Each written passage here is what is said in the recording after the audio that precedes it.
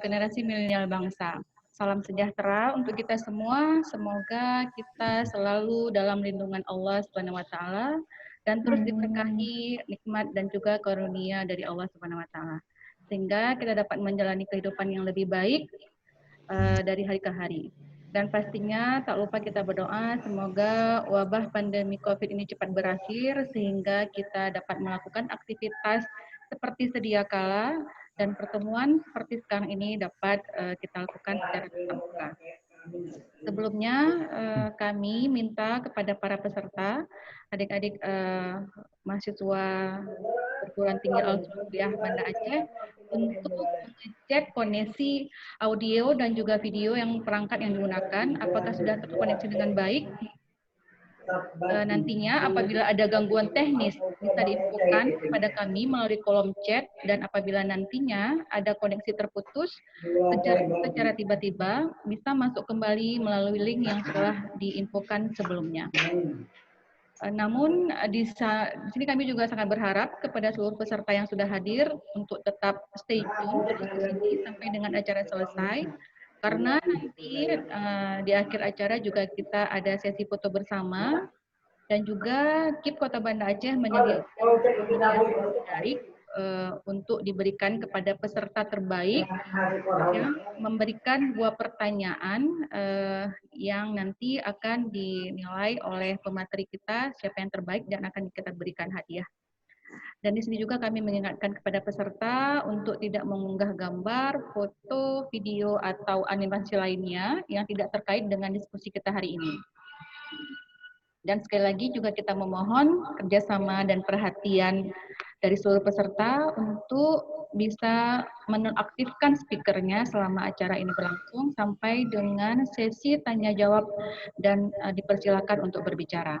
Sekali lagi kami mohon kerjasamanya dan perhatian dari seluruh peserta untuk bisa mengaktifkan speakernya selama acara ini berlangsung sampai dengan nanti dipersilakan berbicara.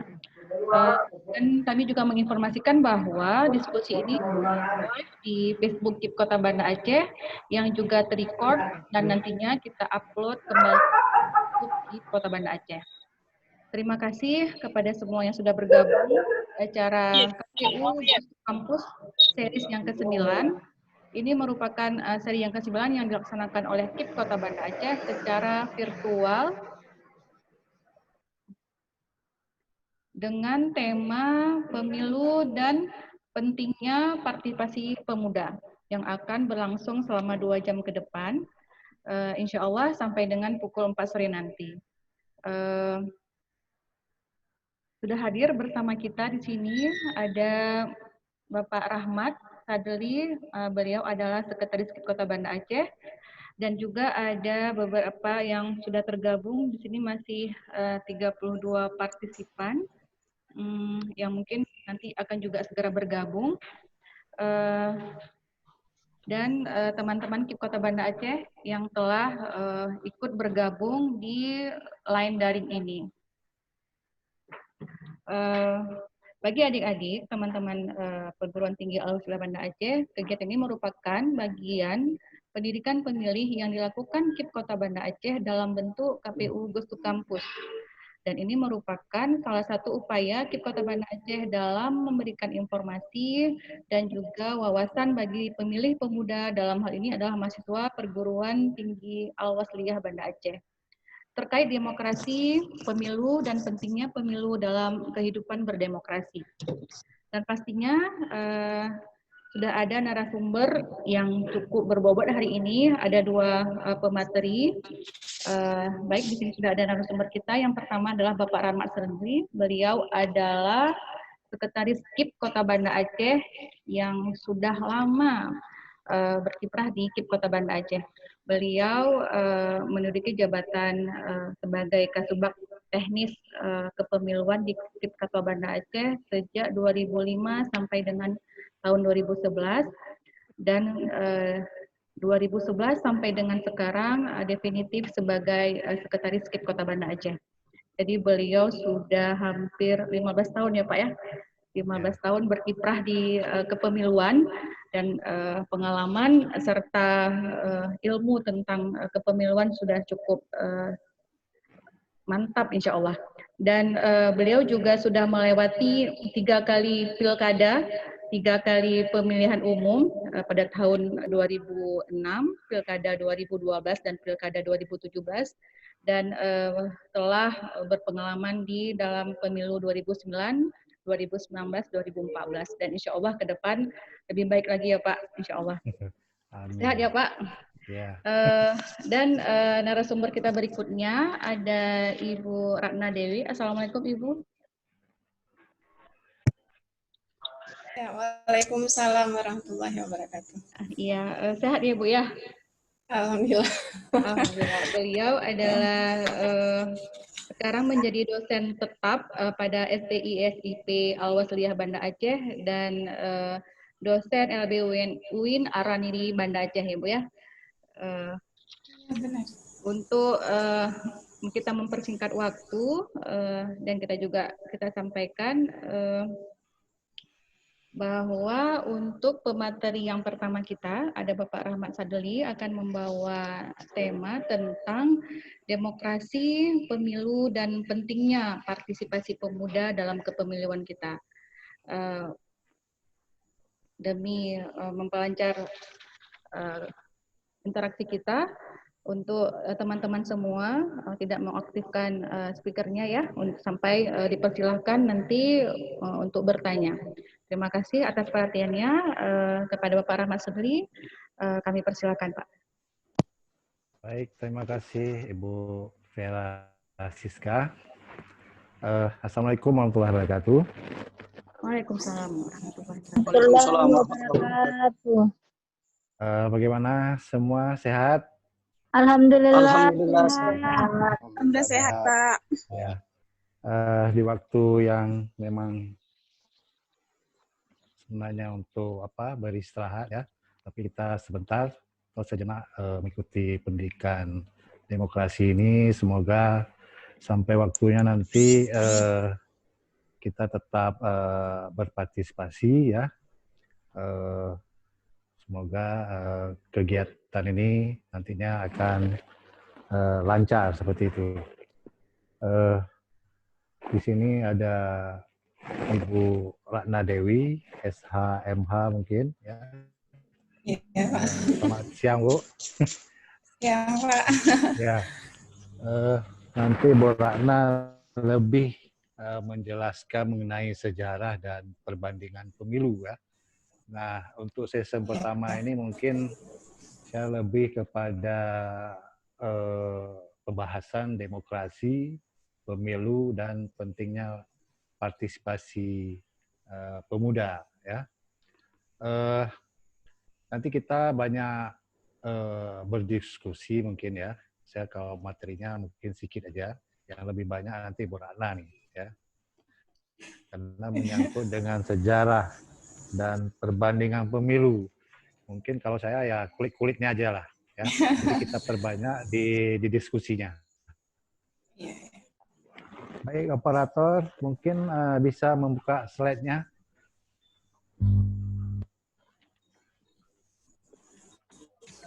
Halo, Ibu Vera, tolong operatornya.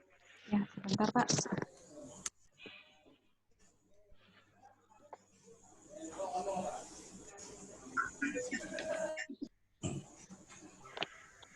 Teman-teman operator, bisa di-share-kan materinya dari Pak Rahmat Sadli.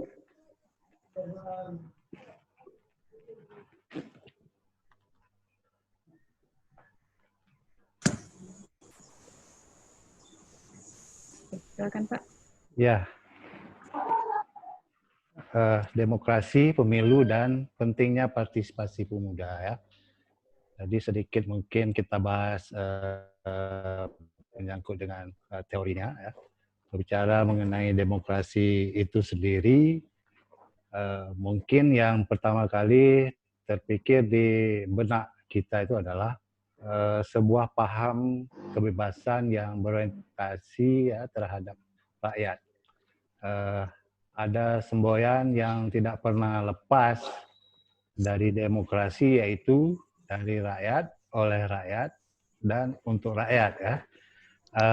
demokrasi menjadi tren dalam berbagai kehidupan berbangsa dan bernegara di hampir seluruh negara di dunia ini.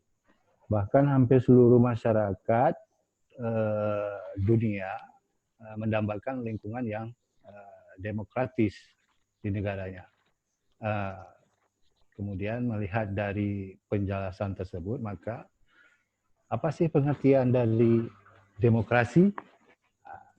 Coba di halaman berikutnya.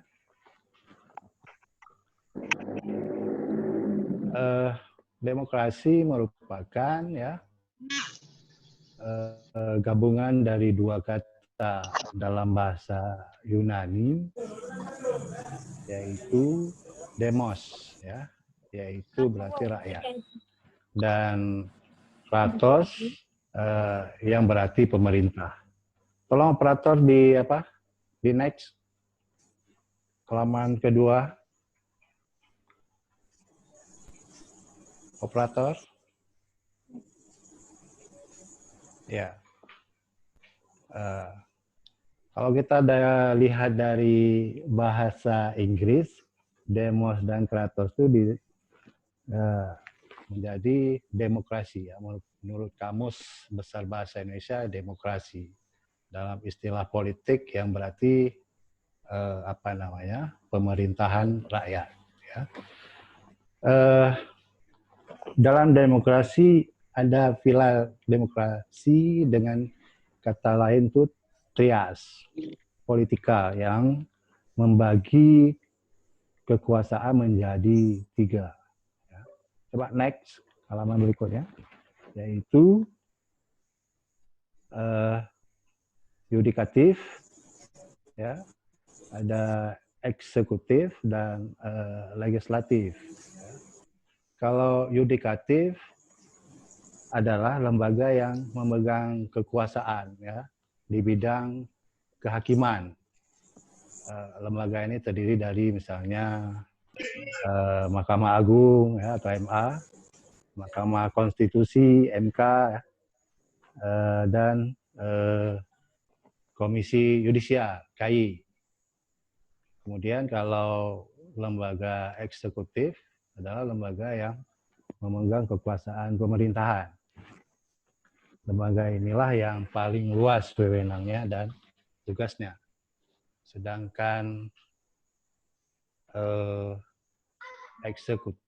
legislatif itu lembaga negara yang memegang kekuasaan membentuk undang-undang. Lembaga ini terdiri dari Dewan Perwakilan Rakyat atau DPR, kemudian Majelis Pemusyawaratan Rakyat atau MPR, dan Dewan Perwakilan Daerah DPD. Ya, itu praktik demokrasi telah dijadikan sebagai sistem politik yang dianut oleh sebagian besar negara di dunia.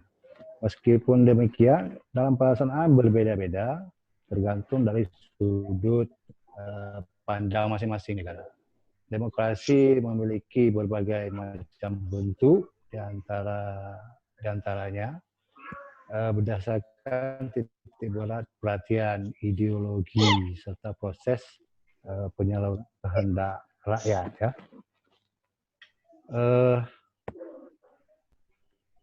Titik berat perhatian demokrasi dibagi menjadi 3, yaitu demokrasi formal yang menunjung tinggi persamaan dalam bidang politik, dan juga demokrasi material yang mengupayakan hilangnya perbedaan dalam bidang ekonomi, dan demokrasi gabungan yang mengambil kebaikan dan menggabung keburukan.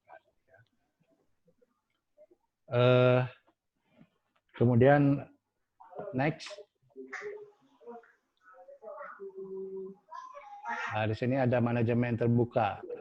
Rakyat perlu diikutsertakan dalam menilai pemerintahan. Ya, tadi kita generasi penerus ini juga harus banyak berperan ya di dalam apa namanya, melihat perjalanan pemerintahan ini, apakah sudah benar atau tidak ya. Jadi bisa apa namanya, diikutsertakan, apalagi kaum milenial sekarang itu sangat kritis ya terhadap perkembangan pemerintahan seperti di Indonesia sekarang ini. Jadi apa namanya, disitulah peran-peran kaum milenial itu harus ke depan sekarang. Kemudian kebebasan individu ya. Sebenarnya negara itu harus menjamin kebebasan warga negara dalam berbagai bidang. Ya. Jadi tidak boleh dihambat. Disitulah sebenarnya yang kita apa namanya,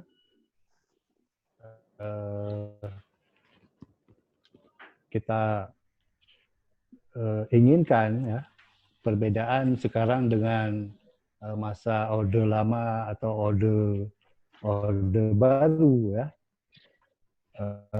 di mana sekarang itu hak di dalam individu itu di dalam memberi pendapat itu memang harus diberikan seluas-luasnya, sehingga apa namanya, perjalanan pemerintahan sekarang itu harus lebih baik daripada orde sebelumnya seperti itu.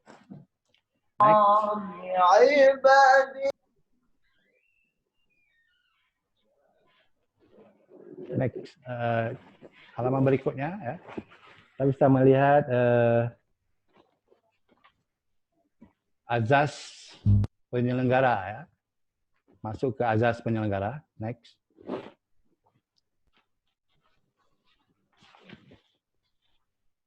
Di mana azas penyelenggara itu ya bisa kita lihat di sini. Itu yang pertama ya. Azas penyelenggara pemilu itu yang pertama mandiri, jujur ya, adil, kepastian hukum, tertib, kepentingan umum, keterbukaan ya, profesional, kemudian akuntabilitas, efisien dan efektivitas ya. Kemudian kita bisa juga melihat tingkatan daripada penyelenggara pemilu. Jadi penyelenggara pemilu itu ada di tingkat pusat, yaitu KPU RI, ada di tingkat provinsi. Kalau kita di Aceh itu ada KIP ya, KIP Provinsi Aceh. Kemudian kalau di kabupaten itu ada KIP Kabupaten. Kalau kita KIP Kota Banda Aceh ya. Kemudian kalau saat pemilu atau pilkada nanti, kalau jadi di Aceh itu di tahun 2022, itu ada penyelenggara di tingkat kecamatan itu PPK namanya, atau Panitia Pemilihan Kecamatan. Kemudian di tingkat desa itu ada PPS, Panitia Pemungutan Suara.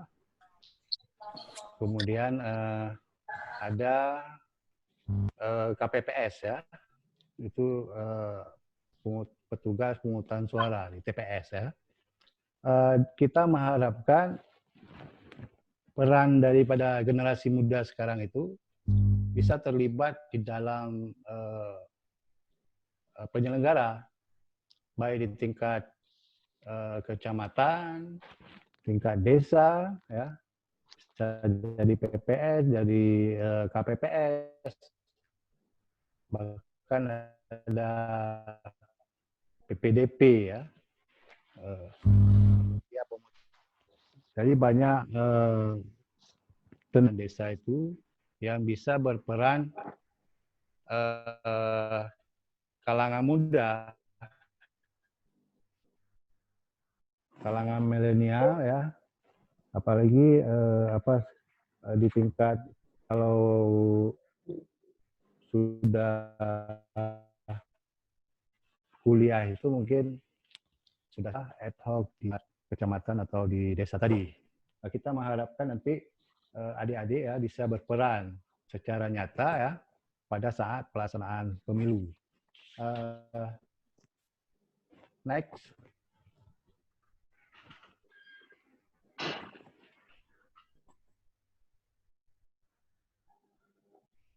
Halaman berikutnya.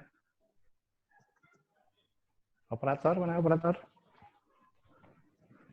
Ya. Kemudian kita berbicara masalah sistem pemilu ya.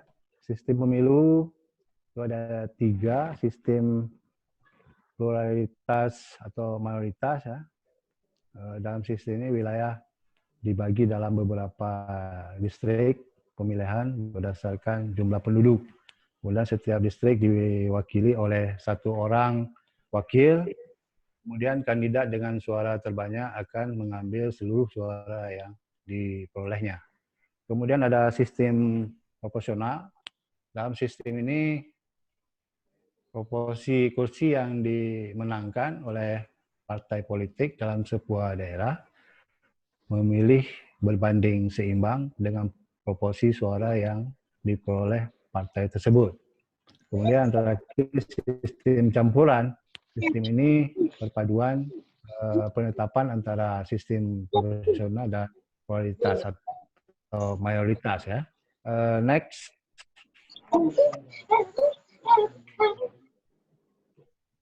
Nah, di sini kita bisa melihat tahapan penyelenggaraan pemilu. Dia ada 3 ya. Ada tahapan persiapan, pelaksanaan, kemudian penetapan hasil ya.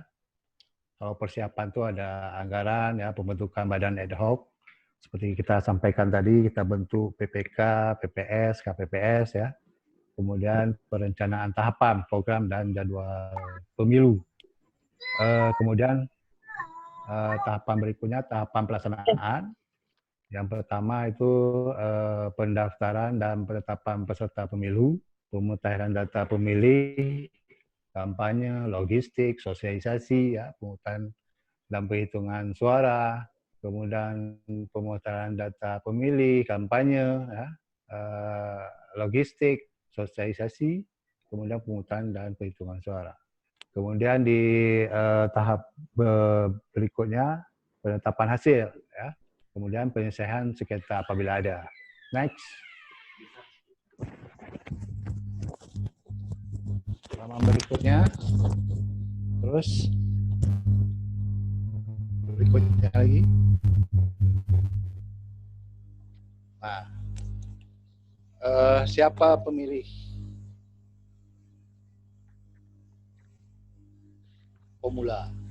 Sebelumnya, next sebelumnya. Halaman sebelumnya.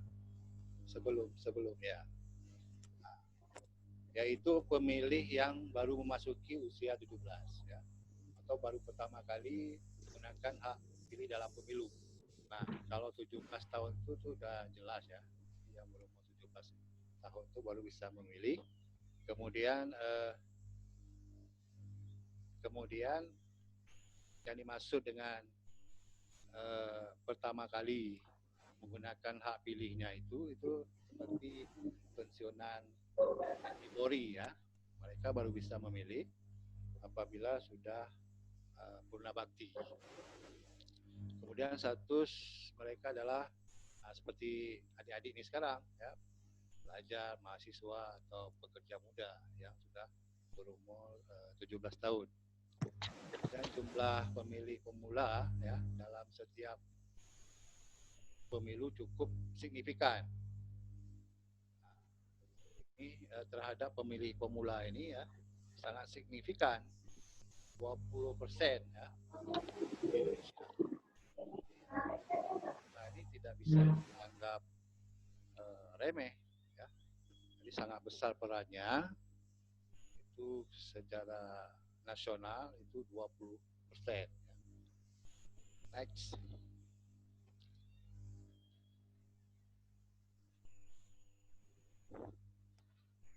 Nah, ini bisa kita lihat dari pemilu ke pemilu ya.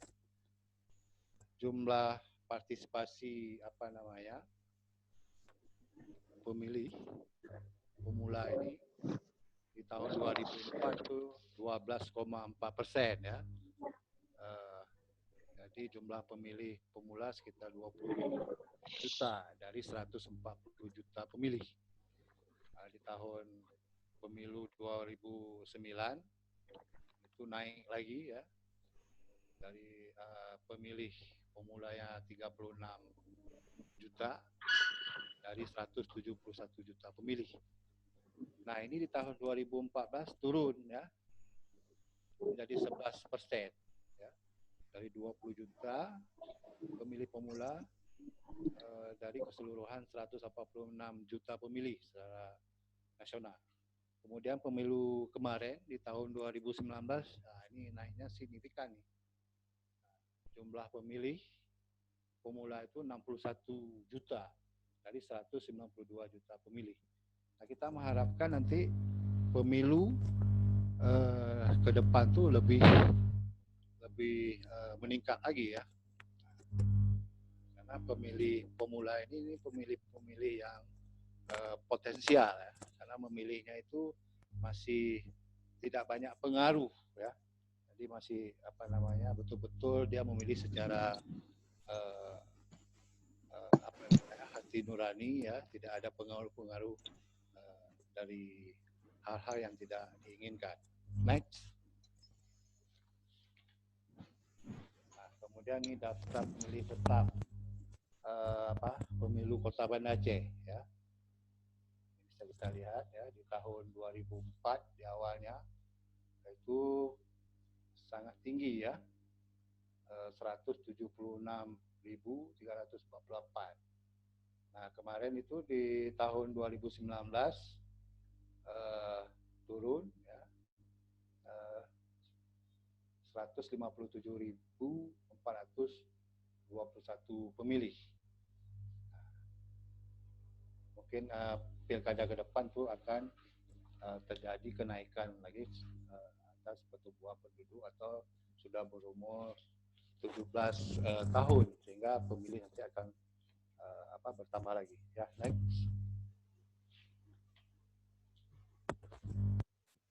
Next halaman berikutnya. Nah, ini partisipasi pilkada Banda Aceh dari 2006 ya sampai 2017. Itu 2006 itu 59,41%. Kemudian turun menjadi 56,32%. Tes. Bu Vera dengar nggak suara saya? Agak sedikit kecil Pak suaranya nih Pak. Kenapa suaranya ya? kecil, orangnya besar nih. Berarti sebentar ya, di setel dulu ya. baik Pak. Oke, coba silakan Pak. Coba dites sekali lagi. Karena banyak nih di kolom chat nih berkomentar bahwa suara Bapak kecil Pak. Halo? Tes? Besar? Oke Pak, silakan Pak. Udah besar ya? Udah Pak.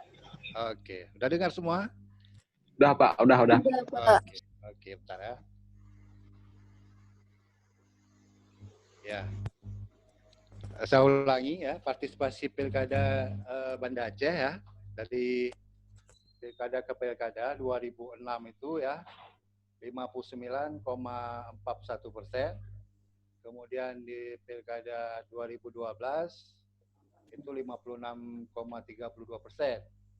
Nah, kemudian pilkada 2017 naik 63,92%. Jadi ada peningkatan dari pilkada ke pilkada. Ya, next. Nah, ini partisipasi pemilu. Nah, bisa kita lihat ya, yang baru kemarin dari 2019 sampai 2009 sampai 2019. Nah, ini terus menaik ya. 2009 itu 60,19%. Kemudian di pemilu 2014 62%. Kemudian ini naiknya sangat signifikan di tahun 2019 78,63%. Terus ya, ini pemilihan presiden ya. Di 2019 63,41%. Kemudian di tahun 2014 turun 53% dan naik signifikan di pemilihan presiden wakil presiden di 2019 kemarin itu 78,63%. Nah, kita mengharapkan ya KIP Kota Banda Aceh dengan membuat pendidikan pemilih ya terhadap pemilih-pemilih pemula sekarang ini, semoga ke depan kaum milenial ini menjadi garda terdepan ya di dalam pelaksanaan pemilu, sehingga nanti kita mengharapkan pemilu di Banda Aceh itu lebih berkualitas. Kami sangat mengharapkan peran nyata ya dari kaum milenial ya, seperti saya sampaikan tadi, berperan di dalam mensosialisasi, nanti bisa menjadi relawan-relawan misalnya, atau langsung terjun menjadi penyelenggara dari PPK, PPS ya, KPPS, sehingga kita bisa menghindari informasi hoak ya. Selama ini mungkin dalam pelaksanaan pemilu itu sangat gencar menyangkut dengan berita-berita hoak. Sulit juga ngomongnya hoak itu ya. Hoax, Pak. Hoax. Ya. Jadi ke depan kita mengharapkan dalam sikap baik calon ya, partai semuanya itu, itu peran-peran generasi muda, sehingga nanti hasil daripada pemilu atau pemilu kada itu lebih berkualitas. Kemudian kalau pemilu legislatif ya, orang-orang yang duduk sebagai yang mewakili rakyat di DPR itu juga orang-orang yang berkualitas ya. Begitu juga dengan kepala daerah, akan menghasilkan kepala-kepala daerah yang waktu saat dia sudah duduk itu pro ke rakyat ya, sehingga rakyat Kota Banda Aceh itu semakin makmur, sejahtera ya. Itu kan semua dari efek baik pemilu maupun pemilu kada. Mungkin dari saya untuk sementara itu, nanti kita bisa berdiskusi ya, sehingga suasana sosialisasi ini nanti lebih hidup lagi.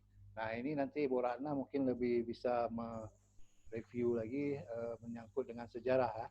Jadi agak melihat ke belakang sedikit nih, proses perjalanan sejarah menyangkut dengan kepemiluan di Indonesia. Mungkin ini dari saya. Akhiri, Assalamualaikum warahmatullahi wabarakatuh. Waalaikumsalam. Waalaikumsalam. Assalamualaikum warahmatullahi wabarakatuh. Waalaikumsalam warahmatullahi wabarakatuh. Terima kasih Bapak Ratna Sadli atas pemaparan materinya tentang demokrasi, pemilu, dan pentingnya partisipasi pemuda. Nah, seperti kita ketahui bahwa adapun latar belakang pendidikan pemilih yang kita laksanakan, yang KIP Kota Banda Aceh laksanakan secara virtual ini adalah karena besarnya persentase pemilih pemula sejumlah 31,63% pada pemilu serentak 2019 menjadi penting untuk diperhatikan agar pemilih pemula mau turut serta dan tidak apatis terhadap pemilu. Dan seperti yang diutarakan oleh Bapak Rahmat Sadli bahwa pemilih pemula juga dapat berpartisipasi dari setiap tingkatan, mulai dari desa, kecamatan, dan tingkat kota ya Pak. Bisa menjadi PPK, PPS, atau pemantau pemilu di tingkat semua penyelenggara untuk kepemiluan nantinya. Dan seperti yang kita ketahui juga bahwa basis pemilih pemula dan pemilih pemuda sangat potensial sebagai penerus informasi kepada masyarakat sekaligus untuk menangkal informasi hoax dan misinformasi agar terjadinya kebenaran informasi dalam demokrasi dan pemilu. Meningkatkannya partisipasi masyarakat dengan rasionalitas dalam menggunakan hak pilih sebagai warga negara. Baik, terima kasih Bapak Rahmat Sadli atas pemaparannya. Sekarang kita beralih kepada Ibu Ratna Dewi SHMH atau dari Fakultas Latar Belakang tentang pendidikan ya Bu ya, pendidikan Iya. S1 Fakultas Universitas Syah Kuala. Beliau juga telah menyelesaikan pendidikan Magister Ilmu Hukum Universitas Syah Kuala. Baik Ibu, untuk Ibu kita persilahkan dengan tema sejarah dan perbandingan sistem pemilu. Silakan Ibu. Oke. Assalamualaikum warahmatullahi wabarakatuh. Waalaikumsalam warahmatullahi wabarakatuh. Waalaikumsalam warahmatullahi wabarakatuh. Oke, terima kasih moderator atas waktunya. Yang saya hormati Bapak Sekretaris Komisi Independen Pemilihan, Bapak Rahmat Sadli, dan juga yang saya cintai, mahasiswa-mahasiswi Sekolah Tinggi Perguruan Tinggi Al-Wasliyah Banda Aceh. Oke, adapun terkait dengan materi yang ingin saya sampaikan, yaitu mengenai sejarah dan perbandingan sistem pemilu. Nah, slide-nya ada moderator? Oke. teman-teman operator.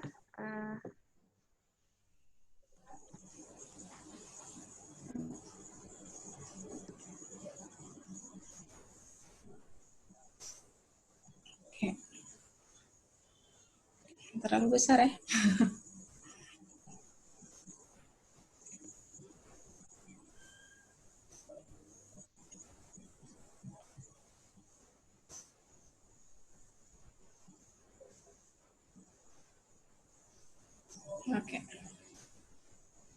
Oke, baiklah.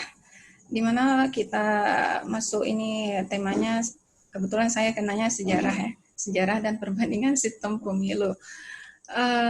Oke, masuk langsung ke halaman 2. Oke, dimana sejarah pemilu Indonesia ini kita bagi menjadi 3 masa atau 3 orde. Yang pertama orde lama, yaitu dimulai dari tahun 1945 sampai dengan 1966. Nah, di mana orde lama ini kita memakai sistem demokrasi parlementer. Dan kemudian pada masa orde baru, yaitu dari tahun 1966 sampai 98, di situ juga kita memakai sistem presidensial. Kemudian reformasi 98 sampai sekarang. Nah, kenapa saya pilih-pilih 3 ini? Biar peserta lebih mudah memahami bagaimana perjalanan sejarah pemilu di Indonesia. Oke, next.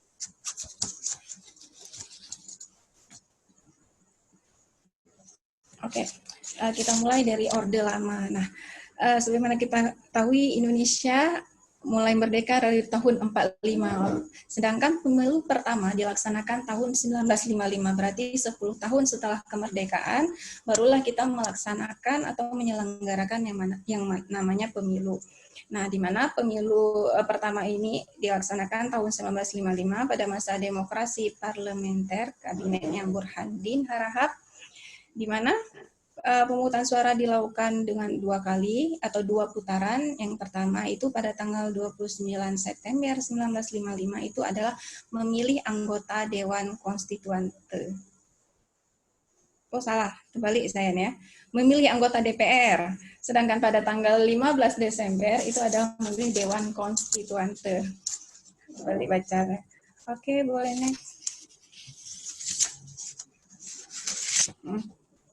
Nah, ini ke belakang lagi boleh? Lompat ya. Oke. Nah, pemilu masa orde lama itu tadi tahun 1955, kemudian pemilu kedua setelah masa kemerdekaan itu sudah masuk ke era orde baru, di mana pemilu masa orde baru itu dilaksanakan 6 kali, yaitu dari tahun 1971, 77, 82, tahun 87, dan 92, dan 97 yang diselenggarakan untuk memilih DPR. Nah, kita masuk kemudian kepada pemilu 1971, di mana pemilu ini sekaligus pemilu pertama pada masa Orde Baru. Ini dilaksanakan pada tanggal 5 Juli 1971. Sedangkan pemilu tahun 1977 itu merupakan pemilu kedua pada pemerintahan Orde Baru yang diselenggarakan pada tanggal 2 Mei 1977, di mana pada pemilu tahun ini terdapat 3 parpol atau 3 partai politik yang menjadi peserta pada saat itu. Yang pertama itu Partai Persatuan Pembangunan, kemudian Partai Golongan Karya, dan kemudian Partai Demokrasi Indonesia. Next. Nah, kemudian pemilu berikutnya itu diadakan pada tahun 1982, 1987, 1992, dan 1997 seperti yang tertera pada slide ini. Nah, di mana pelaksanaannya itu mempunyai tujuan yang sama dengan jumlah partai yang sama juga seperti tahun 1977 tadi. Nah, di mana pemenang pada pemilu ini pastinya selalu Partai Golkar atau Golongan Karya. Pemilu pada masa Orde Baru ini sering sekali disebut dengan pemilu masa Orde Baru. Nah, yang menarik pada periode Orde Baru ini pada saat itu ada yang namanya azas pemilu, yaitu namanya azas pemilu Luber yang singkatan dari langsung, umum, bebas, dan rahasia. Kalau dilihat dari hasil tata pelaksananya, penerapan ini banyak problema ya. Oke, next. Oke.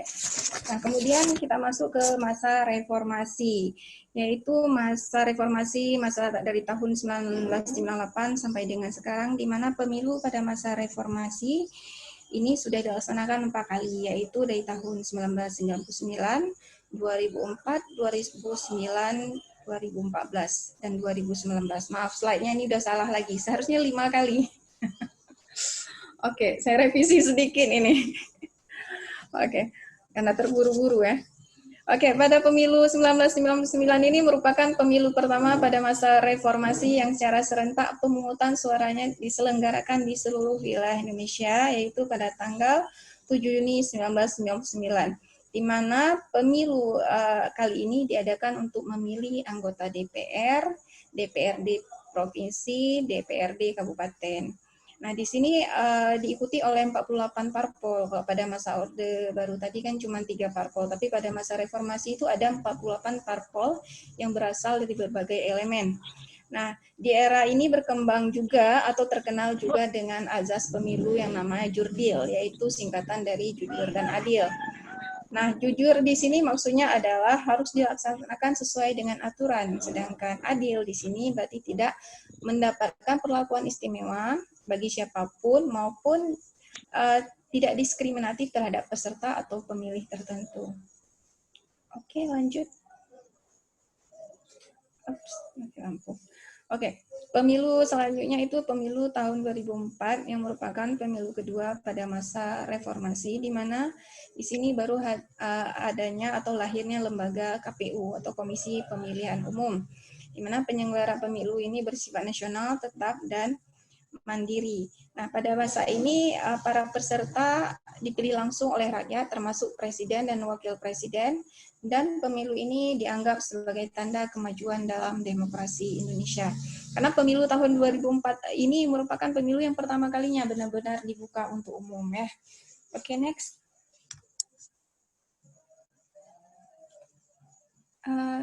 Balik kelewatan itu. Oke. Nah, pemilu 2009 ini merupakan pemilu sama juga seperti 2004, yaitu merupakan pemilu ketiga setelah reformasi yang diselenggarakan pada tanggal 9 April 2009. Ini juga memilih anggota legislatif dan memilih presiden dan wakil presiden. Nah, di sini di pemilu 2009 ini sama seperti yang di 2004 tadi, ada legislatif, ada wakil presiden, ada putarannya ada 2 ya, pemilu presiden dan wakil presiden. Oke, kemudian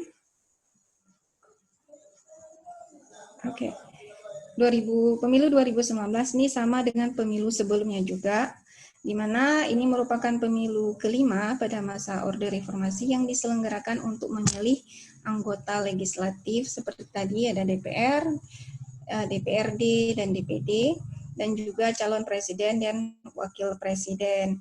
Nah, ini sejarah singkatnya mengenai berbagai pelaksanaan pemilu yang sebelum-belumnya ini mempunyai ciri khas masing-masing ya. Oke, next.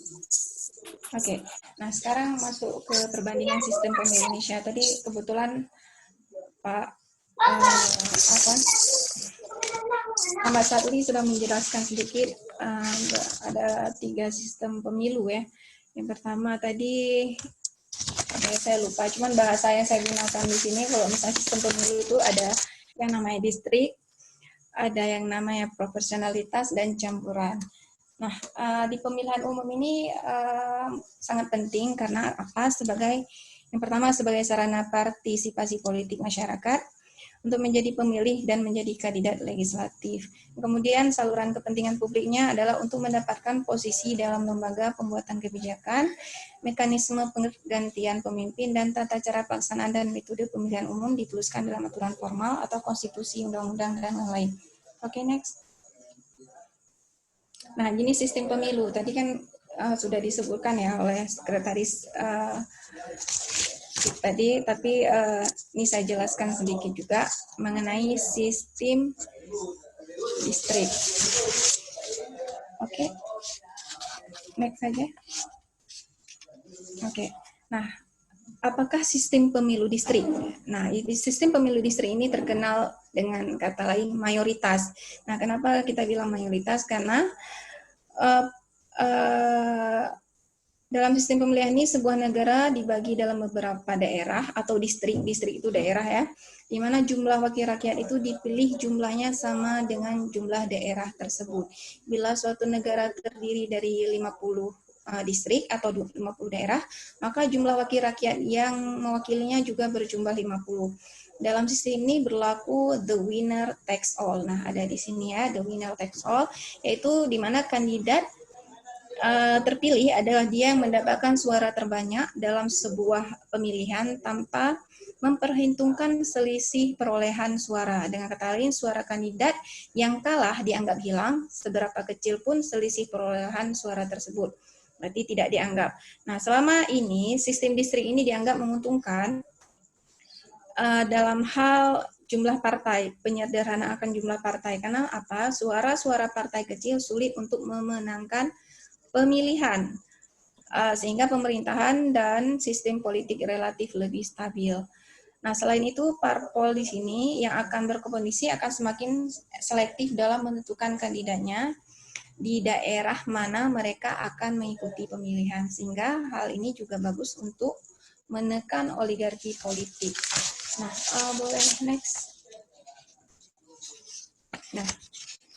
Nah, seperti saya jelaskan tadi, di sini juga di di slide juga ada dijelaskan mengenai kelebihan sistem distrik, di mana distrik wilayahnya relatif kecil ya kan, maka pemilih dapat mengenali lebih baik kandidat yang akan dipilihnya. Kemudian sistem distrik lebih mendorong ke arah integrasi atau hubungan partai-partai politik karena kursi yang diperebutkan dalam setiap distrik pemilihan hanya 1 wakil.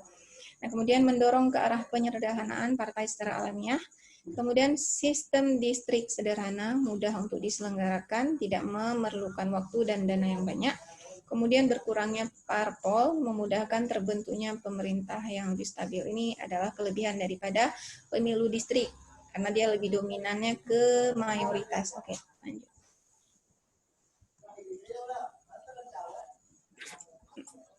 Next. Nah, di samping kelebihan daripada pemilu distrik, distrik ini juga mempunyai kelemahan, di mana yang pertama itu kurang memperhatikan kepentingan partai-partai kecil dan golongan minoritas, apalagi jika golongan ini terpencar dalam berbagai distrik atau daerah. Yang kedua, kurang representatif, dalam arti partainya itu, calonnya itu kalah dalam suatu daerah, sehingga kehilangan suara yang telah mendukungnya. Dan kemudian kurang efektif dalam masyarakat plural karena terbagi dalam kelompok etnis, religius, dan tribal, sehingga menimbulkan anggapan bahwa suatu kebudayaan terpadu secara ideologis dan etnis mungkin merupakan prasyarat bagi suksesnya sistem ini. Dan kemudian ada kemungkinan wakil rakyat cenderung lebih memperhatikan kepentingan daerah tersebut daripada kepentingan nasional. Oke, lanjut. Nah, sekarang kita masuk ke sistem pemilu proporsional. Sistem pemilu proporsional ini biasa kita gunakan pada masa ataupun dimulai dari tahun 2004 kalau di Indonesia. di mana sistem pemilu proporsional ini negara-negaranya itu dibagi menjadi daerah pemilihan. Satu daerah pemilihan memilih lebih daripada satu orang wakil. Sistem proporsional tertutup saat pemungutan suara, pemilih memilih nama partai. Sistem proporsional terbuka, pemilih memilih nama partai dan nama kandidat. Kemudian proporsi perolehan suara tercermin dalam proporsi perolehan kursi. Ini biasa ini langsung kita aplikasikan pada masa Orde Reformasi ya, dari tahun 2004. Oke. Nah, sistem pemilu proporsional itu juga mempunyai beberapa kelebihan dan kelemahan, di mana kelebihannya itu setiap suara terkonversi menjadi kursi. Yang kedua, membuka kesempatan bagi kelompok minoritas untuk terwakili, yang kemudian lebih besar kesempatan bagi perempuan terpilih, dan kemudian partai dan kelompok minoritas dapat berkembang. Nah,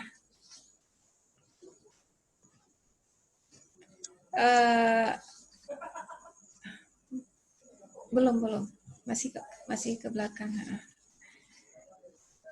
Nah, di sini tadi ada yang kedua. Oke, ya. Oke, benar. Nah, kelemahan di sistem proporsional ini, sistem ini dianggap pertama sistemnya lebih rumit dibandingkan sistem mayoritas, kedua hubungan wakil rakyat konstituen kurang dekat, kemudian kemungkinan stagnasi kebijakan dalam pemerintahan yang terbentuk. Di mana kelemahan dalam sistem ini dianggap membuka peluang bagi tumbuh kembangnya sistem multi partai, yang mana sulitnya untuk memunculkan stabilitas politik dengan banyaknya kandidat yang maju dalam pemilu. Kemudian mengurangi popularitas, juga kurang mampu dipahami oleh pemilih. Nah, oke, next. Oke. Kemudian sistem pemilu campuran ini memadukan ciri-ciri positif sistem distrik yang tadi dan sistem proporsionalitas atau seimbang ya. Terdapat dua sistem pemilu yang jalan beriringan, yang kemudian suara diberikan oleh pemilih yang sama. Anjir, kaget. Dan dikonstribusikan pada pemilihan wakil rakyat di bawah kedua sistem tersebut. Kemudian sistem campuran ini juga mengkonversi suara menjadi kursi dengan hasil yang berada di antara proporsionalitas dan dengan mayoritarian. Nah, beberapa lanjut. Nah, pada sistem pemilu campuran ini juga mempunyai kelebihan dan juga kelemahan, di mana beberapa kelemahan ini memungkinkan beberapa negara menganut sistem ini, di mana sebagian anggota lembaga perwakilan dipilih melalui sistem distrik, sedangkan sebagian lainnya dipilih melalui sistem pemilihan proporsional. Nah, kelebihannya itu adalah pertama, hasil sistem paralel berada di antara mayoritas atau pluralitas dan sistem proporsionalitas. Kemudian memberikan kepada pemilih baik pilihan distrik atau daerah maupun pilihan berdasarkan partai secara nasional karena sistem tersebut memerlukan dua kertas suara. Kemudian jika ada kursi proporsionalitas yang cukup, partai-partai kecil yang tidak mendapatkan kursi melalui mayoritas pluralitas masih dapat memperoleh kursi dalam alokasi kursi berdasarkan sistem proporsionalitas. Kemudian kelebihannya juga dapat mengurangi penggolongan sistem partai menjadi lebih kecil dibandingkan dengan sistem pemilihan proporsional murni. Oke. Nah, di samping kelebihan juga mempunyai kekurangan pada sistem pemilu campuran, yaitu yang pertama adanya dua jenis anggota parlemen yang pastinya. Yang kedua, tidak dapat menjamin proporsionalitas secara keseluruhan. Kemudian relatif kompleks dan dapat membingungkan pemilih dalam hal hakikat dan cara kerja sistemnya. Karena kita kan kalau campuran tadi kita pakai dua sistem, tadi kan distrik dan proporsionalitas. Oke.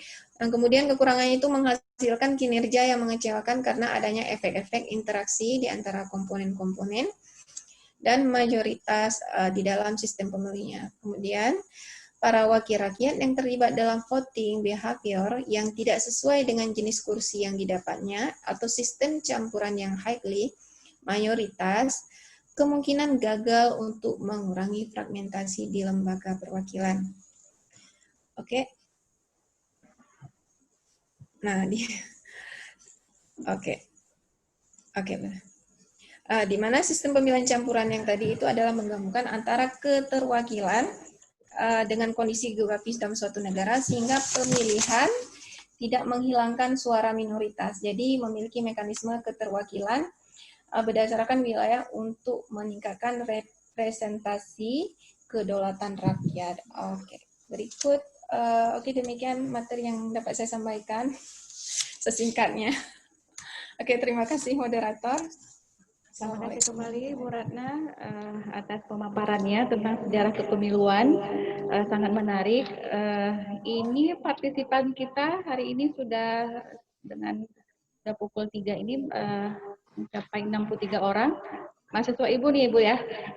Ya.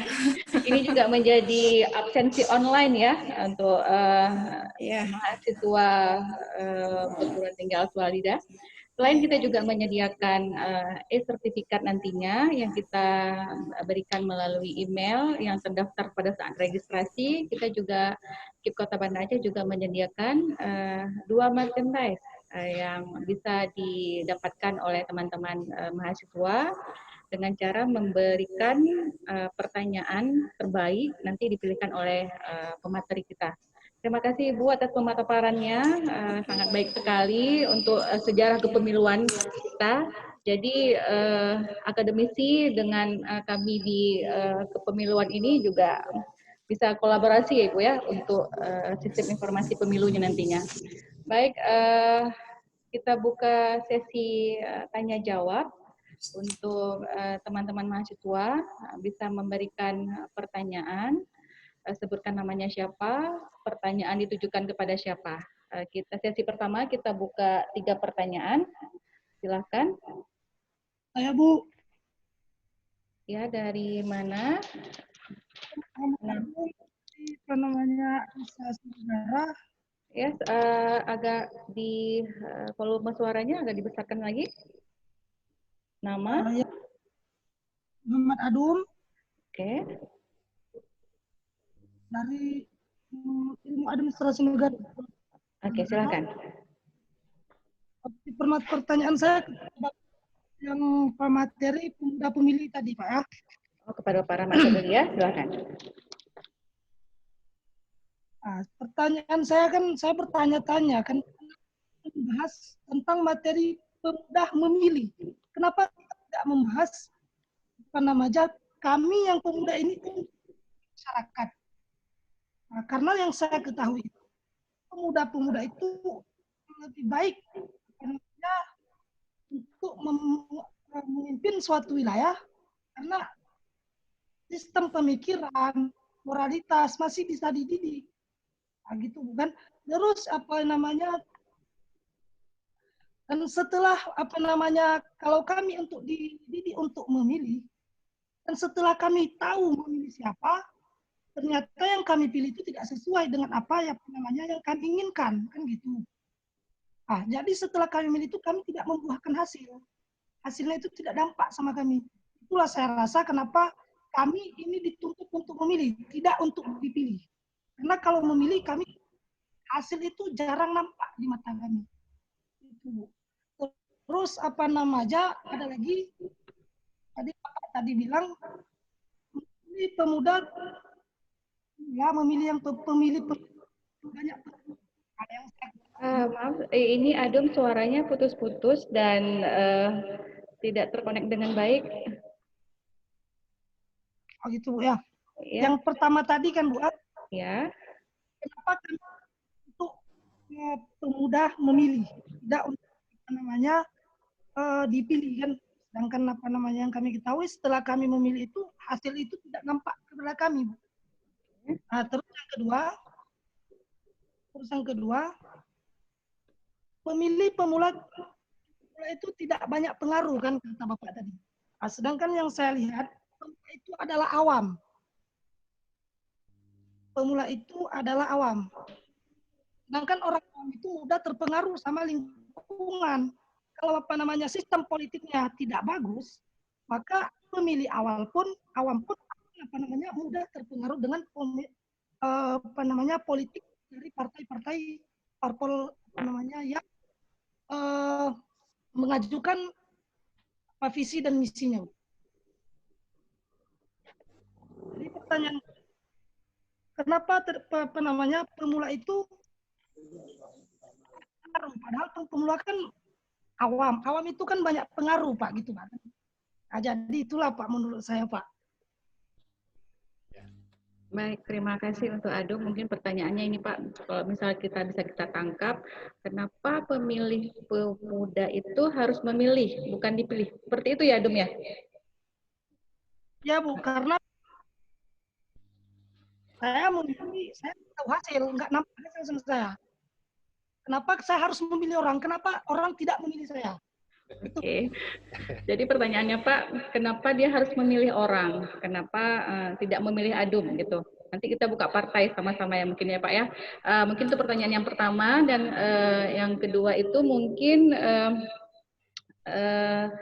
setelah Adum memilih gitu. Jadi yang pilihannya itu tidak memberikan efek apapun terhadap mungkin pribadi Adum sendiri ya. Seperti itu ya. Benar begitu ya Adum ya? Contohnya misalkan dia memilih A, tapi setelah A terpilih tidak memberikan dampak yang positif terhadap perbaikan bagi daerah yang sedang melaksanakan pemilu itu mungkin. Seperti itu ya Adum ya. Ya, untuk satu pertanyaan dari Adum. Berikutnya mungkin ada pertanyaan lagi, silakan.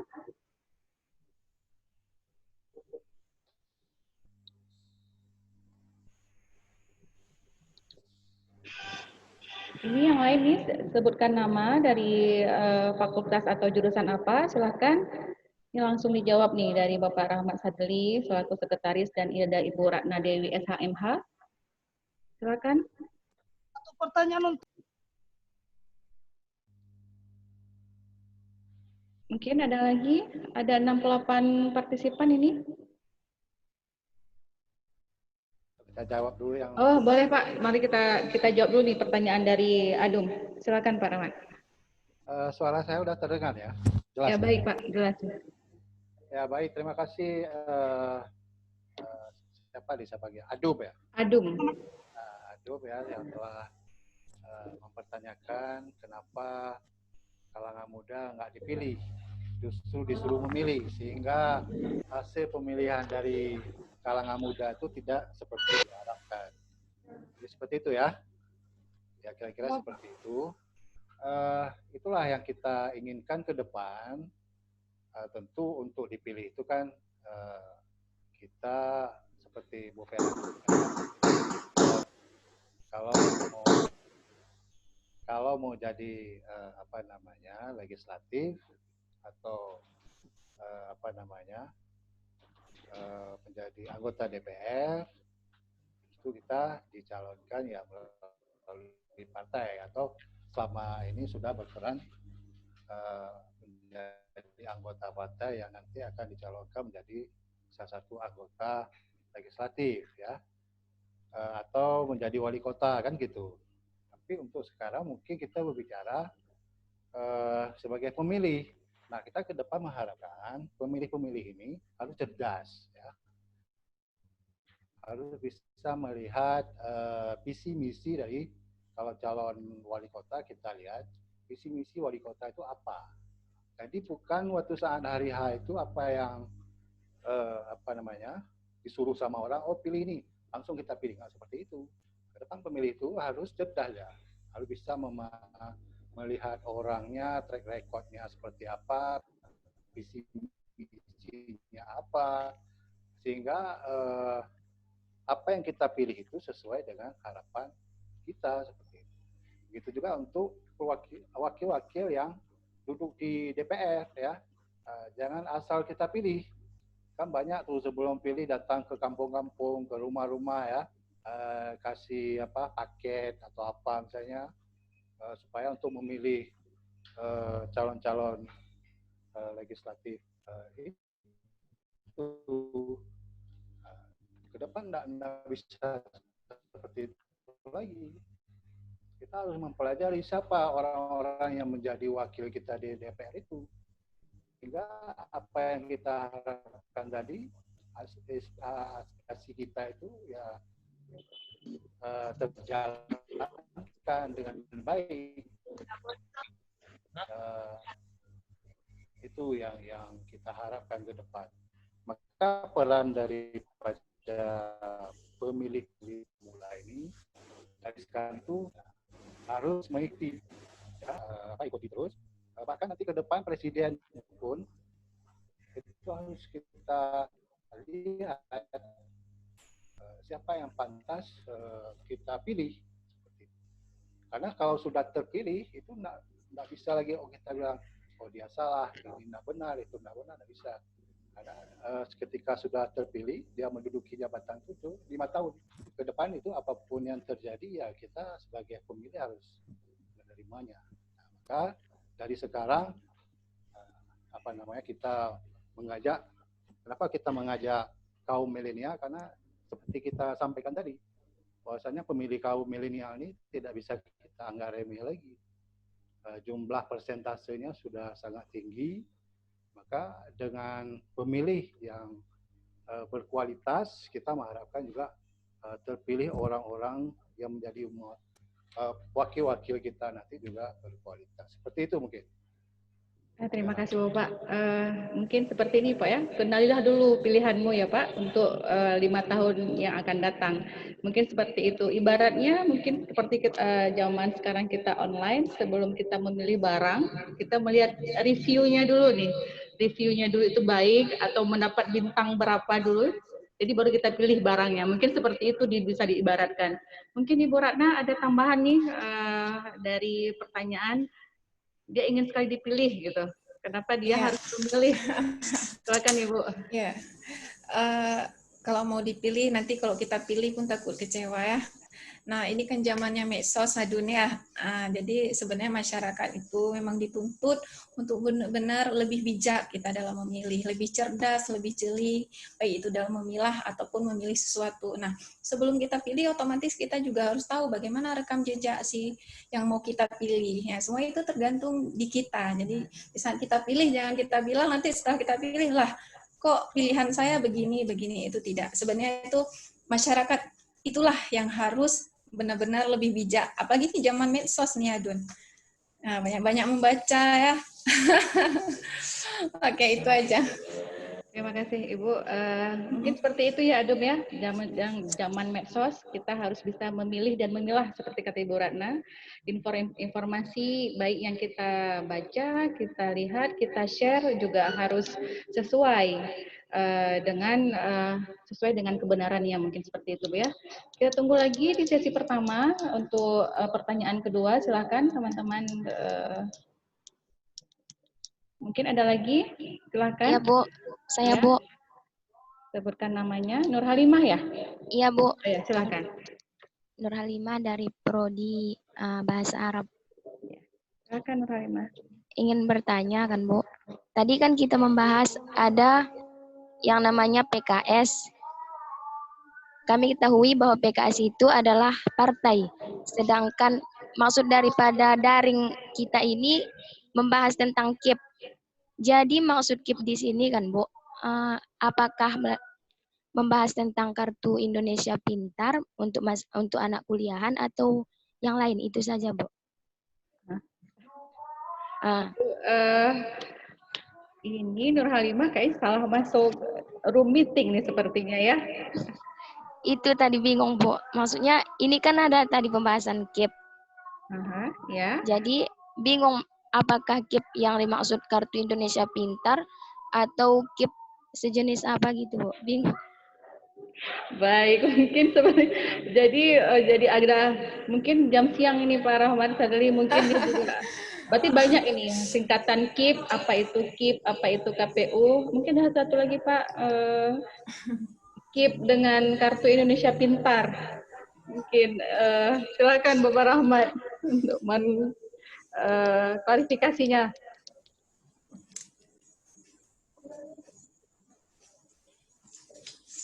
Bapak, speakernya Pak, tolong di unmute kan? Bapak Rahmat itu speakernya Pak. Itu masih ini Pak Rahmat, speaker ini Pak masih unmute itu.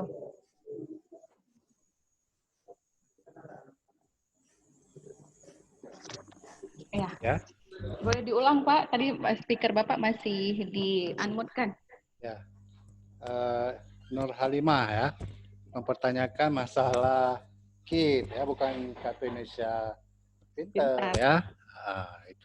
Itu lain. Ini KIP ini adalah Komisi Independen Pemilihan ya kalau di Aceh. Tapi kalau secara nasional Komisi Pemilihan Umum ya, KPU. Jadi bukan menyangkut dengan Kartu Indonesia Pintar. Mungkin ini salah satu lembaga penyelenggaraan pemilu ya, jadi tidak ada kaitannya dengan Kartu Indonesia Pintar. Mungkin itu yang dapat kami sampaikan ya. Jadi tidak ada kaitannya dengan materi kita tadi, cuman Nur Hidayah itu mempertanyakan KIP itu apa. Mungkin itu Bu Vera. Terima kasih Pak. Mungkin itu ya Nur Halimah ya. Mungkin ada mispersepsi mungkin. Jadi kita dari KIP, Komisi Independen Pemilihan, sama dengan Komisi Pemilihan Umum. Mungkin karena kita di Aceh masih kita ada UPA, jadi kita di Aceh dinamai dengan KIP. Jadi KIP itu sama dengan KPU. Mungkin seperti itu ya. Ada lagi pertanyaan berikutnya? Silakan. Ada Bu. Ya, sebutkan nama. Siapa ini? Dari? Ya, dari Alisar Noki. Dari Alisar. Iya Bu. Ya, silakan. Pertanyaan kepada siapa? Kepada Pak tadi apa namanya? Pak Rahmat. Iya. Ya, silakan. Jadi begini Bu kan. Ya. Tadi saya melihat ada pembahasan tentang pemilihan umum. Ya kan? Ya. Pemilihan umum ini kan bebas untuk masyarakat. Kebebasan untuk masyarakat untuk memilih wakil rakyat atau pemimpin. Nah, tapi setelah saya lihat di zaman sekarang kan Orde Baru ini banyak sekali partai-partai politik untuk mempengaruhi masyarakat seperti yang sudah Bapak jelaskan tadi, memberikan paket kepada masyarakat. Padahal sudah ditetapkan pemilihan itu umum. Nah, mengapa Bu partai-partai tersebut sangat mempengaruhi masyarakat? Apakah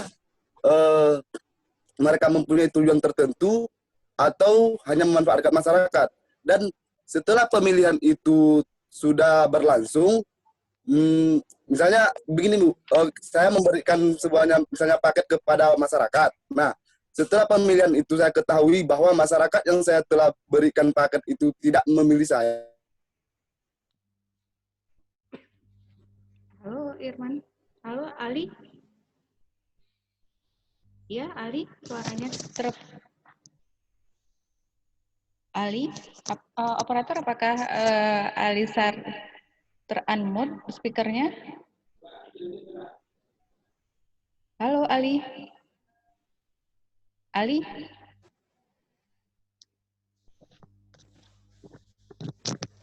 Mungkin gangguan nih Alinya. Iya, Ali. Oh ya, kenapa nih Ali? Tadi putus jaringannya Bu. Oh ya, silakan. Jadi begini Bu kan, pemilihan kan pemilihan secara umum, ya. Pemilihan itu kan bebas. Nah, tapi di zaman sekarang banyak partai-partai politik yang mempengaruhi masyarakat. Mereka mempengaruhi masyarakat seperti tadi memberikan paket segala macam yang kita ketahui sekarang ini, sehingga pada pas pemilihan sudah berlangsung atau sudah terjadi beberapa selang waktu, bahwa dia ketahui orang-orang yang telah berikan paket tersebut tidak memilihnya. Nah, setelah itu dia meminta ganti rugi. Minta kembali ya. Jadi pertanyaannya kira-kira apa nih? Gara-gara ini minta lagi gitu. Jadi ini Ali, kira-kira pertanyaannya apa nih intinya? Halo Ali. Mungkin gangguan nih jaringan tempat Ali. Mungkin Ali bertanya, pemilu itu bebas secara umum. partai politik mempengaruhi masyarakat agar dipilih. Ali bertanya, apakah partai itu memiliki tujuan tertentu? Iya, jawabannya mereka akan memiliki tujuan tertentu untuk dipilih pastinya. Halo Ali, apa masih terhubung? Ali? Ali? Mungkin bisa dijawab Pak Rahmat, apa nih kira-kira dari pertanyaan Ali nih? Seharusnya apabila ketahuan nih memberikan paket dan ketika hasil pemilu diumumkan, partai politik tersebut tidak terpilih, gitu. Silakan Pak Rahmat. Ya, semestinya itulah yang saya sampaikan tadi, bahwasanya kita mengharap ke depan itu pemilih itu harus cerdas ya, seperti yang disampaikan Ibu Ana tadi.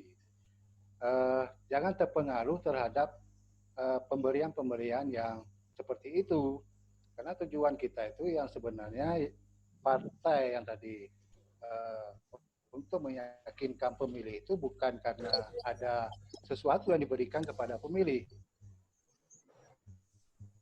tapi bagaimana dia menawarkan visi-misinya itu supaya apabila dia terpilih nanti, nah itu bisa membuat daerah kita misalnya atau inspirasi kita itu terlaksana seperti itu. Nah, maka seperti disampaikan di awal tadi, ke depan itu bukan masalah apa yang diberikan, tapi apa yang ditawarkan, program-program yang membuat kita sebagai warga atau rakyat itu lebih baik ke depannya. Itu mungkin. Terima kasih Bapak Rahmat. Ini Alinya sudah terhubung kembali nggak, Ali? Oh iya Bu, sudah Bu. Bagaimana nih? Atau kita minta tambahan ya dari Bu Ratna? Silakan Bu Ratna, tambahannya nih. Nah, Assalamualaikum. Waalaikumsalam. Siapa? Sebentar ya, kita menjawab pertanyaan dari Saudara Ali dulu, nanti kita lanjut ke pertanyaan ketiga. Silakan Ibu. Oke. Nah, kalau misalnya ada yang memberi paket kemudian meminta kembali ya, ceritanya itu yang minta balik ya dia. Nah, itu sebenarnya suatu pelanggaran kali ya. Jadi sebenarnya itu tidak boleh, dan pelanggaran itu pasti mempunyai sanksi terhadap pelanggaran itu. Itu mungkin sanksinya itu mungkin lebih Pak Rahmat Sali yang paham ya sanksi apa saja ya. Karena dalam pemilu itu banyak sekali sebenarnya pelanggaran yang dilakukan. Itu salah satu sebenarnya yang diungkapkan oleh Ali tadi. Itu sebenarnya memang tidak boleh. Jadi sebenarnya kalau kita bagi apalagi mahasiswa yang sudah tahu, beda dengan masyarakat umum ya. Ya kalau udah memang udah tahu pelanggaran, ya udah nggak usah diikutin gitu. Jangan di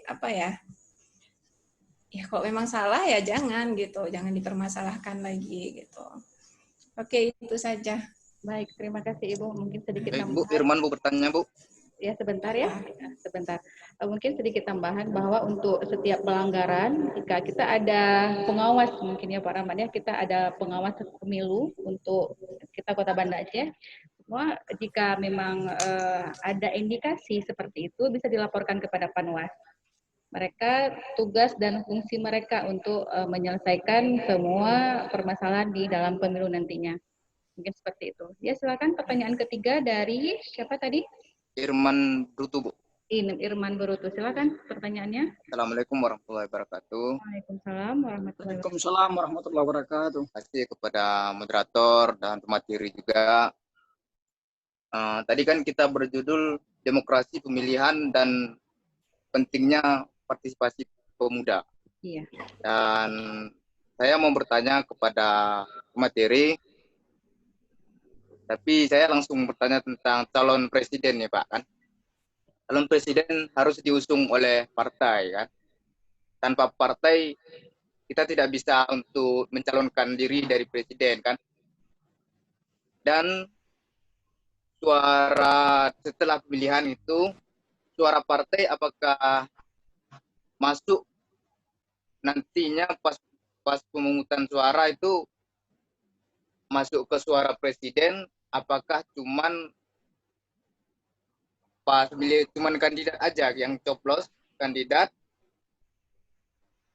masuk ke suara itu aja Pak. Dan ada satu lagi, kenapa setiap selesai pemilihan presiden, setiap kandidat yang kalah pasti ada permasalahan saja yang dituntut. Ada yang tidak, ada yang bilang nggak jurdil lah gitu. Ya rasa itu aja. Terima kasih. Terima kasih. Ini mungkin pertanyaannya, ini calon presiden diusung oleh partai politik. Nah, suara partai itu masuk ke suara presiden atau nanti ke suara partai politiknya lagi? Mungkin seperti itu, Bu Rahmat. Silakan, Bu Rahmat. Ya, itu sebenarnya bukan seperti itu ya. Memang seorang calon presiden itu diusung oleh partai ya. Tetapi pada saat pemilihan itu tidak ada lagi partai ya, itu kan pengusung aja. Waktu saat pemilihan itu sudah yang kita pilih itu ya calon presidennya, ya siapa suara terbanyak ya yang menang seperti itu kan. Jadi tidak sama seperti pemilihan legislatif ya. Kalau presiden itu ya siapa yang presiden itu yang kita pilih suaranya ya untuk calon presiden itu.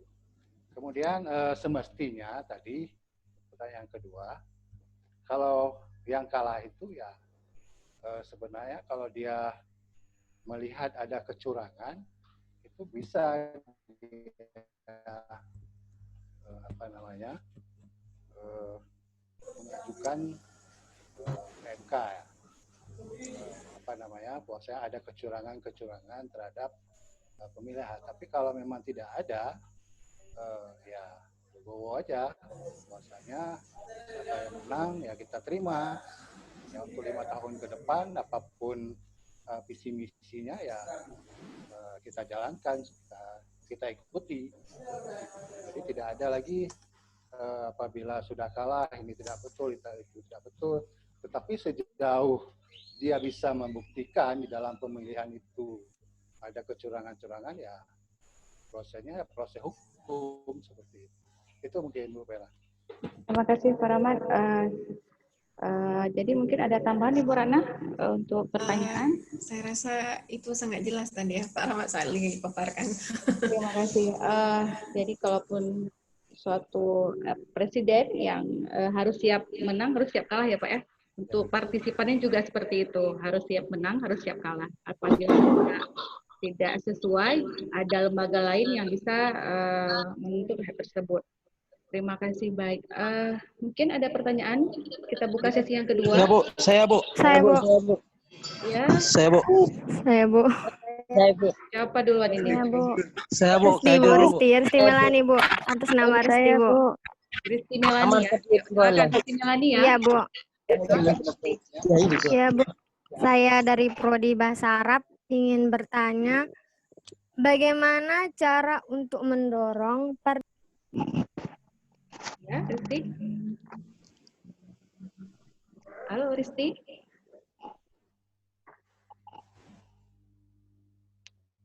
Ristinya, ya silakan. Halo Bu. Ya, bagaimana cara untuk mendorong? Bagaimana cara untuk mendorong partisipasi masyarakat yang sipil dalam menjaga dan menjadi tulang punggung demokrasi Indonesia? Bagaimana cara? Cukup. Oke, bagaimana cara untuk mendorong partisipasi sipil masyarakat yang sipil? Ya, untuk mendorong tulang punggung demokrasi Indonesia, Bu. Oke, baik. Sekian dan terima kasih. Terima kasih kembali. Yuk kita buka lagi pertanyaan biar nanti sekalian menjawab. Ada beberapa tadi. Baik Bu, saya Bu. Siapa nih ya saya? Siapa nih? Rahman Syafi'i. Rahman Syafi'i. Silakan Rahman. Assalamualaikum warahmatullahi wabarakatuh. Waalaikumsalam warahmatullahi wabarakatuh. Saya Rahman Syafi'i, Prodi dari Hukum Pidana Islam. Jadi saya ingin bertanya Bu, ataupun bertanya kepada dua pemateri tadi, bahwasanya antara satulah siapa yang menjawabkan gitu Bu. Iya, silakan. Jadi kita di sini permasalahkan tentang pemilihan. Terus yang saya tanyakan Bu ataupun Pak, yang dimana pemilihan presiden kemarin antara Presiden Jokowi dan Prabowo, situ sudah yang dimana banyak berita yang menjelaskan tentang kerusuhan. Apakah itu yang disalahkan KPU karena kurang hati-hati atau bagaimana? Nah, kan begitu, sehingga banyak perselisihan di antara kandidat tersebut. Bagaimana agar pemilihan tersebut bisa membaik, tidak rusuh seperti pemilihan presiden kemarin. Dan yang kedua yang saya ingin tanyakan, kan kandidat tersebut ada peraturan-peraturan yang ditetapkan oleh KPU ataupun pemerintah, yang dimana tidak boleh menyogok. Kita kan di Aceh, di sini di syariat Islam, yang dimana kita menerapkan syariat Islam. Bagaimana pemerintah itu mengetatkan bahwasanya agar kandidat-kandidat tersebut tidak menyogok masyarakat. Di sini sekalipun banyak peraturan yang diperbuat oleh pemerintah, tetapi banyak kandidat lagi yang menyogok. Karena itu kurang penjagaan. Makanya yang saya sarankan ataupun yang saya tanyakan, bagaimana harusnya bahwasanya KPU itu membuatkan peraturan yang dimana peraturan itu harus ketat. Nah, seperti itu, Bu. Ya, terima kasih untuk Rahman ya. Ada lagi nih pertanyaan? Bu. Saya, Bu. Satu lagi ya. Oke. Ya, Bu. Haidir ya? Iya, Bu. Oke, Haidir, silakan. Assalamualaikum warahmatullahi wabarakatuh. Waalaikumsalam. Perkenalkan, nama saya Kaidir Furazinor. Saya dari jurusan Hukum Ekonomi Syariah Al-Wasliyah, STAI. Jadi izin saya ingin bertanya ke moderator, jelasnya ke pemateri. Oke, silakan. Jadi saya ingin bertanya, Bu, gimana cara kita memilih yang bukan di tempat daerah kita sendiri, Bu? Jadi contohnya kita merantau, Bu, mencari kerja, Bu. Sedangkan di pesta demokrasi kita tidak bisa pulang ke kampung, Bu. Bagaimana cara kita memilih di daerah orang lain, Bu? Itu saja. Satu lagi, Bu. Ini, Bu. Misalnya, Bu, kita, Bu, dalam keadaan sakit, Bu, di rumah tidak bisa ikut ke pemilihan umum, Bu. Bagaimana cara kita memilih untuk memilih presiden ataupun wakil rakyat, Bu? Apakah kita ada keistimewaan, apakah tidak? Terima kasih, itu saja yang bisa saya tanyakan, Bu. Assalamualaikum warahmatullahi wabarakatuh. Waalaikumsalam warahmatullahi wabarakatuh. Kita buka satu lagi. Ada? Saya, Bu. Saya, Bu. Saya, Bu. Saya, Bu. Siapa duluan ini? Saya, Bu. Atau siapa? Ya, Saya, Bu. saya langsung, Bu, ya. Saya mau bertanya. Perkenalkan, nama saya Romayana Hatami dari Stisip Al-Wasliyah Banda Aceh. Ya, silakan. Ya?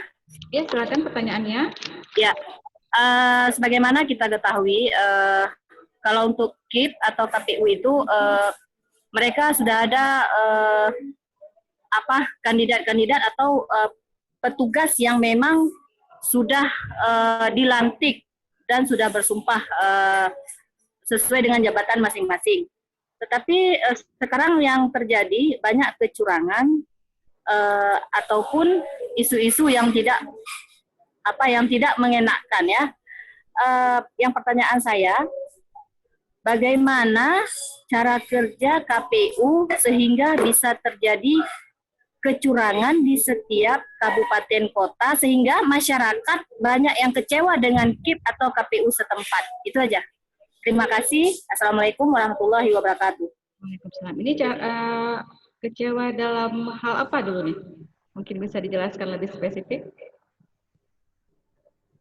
Romayana, mungkin teman operator bisa di-mute-kan speakernya. Romayana. Halo, Romayana.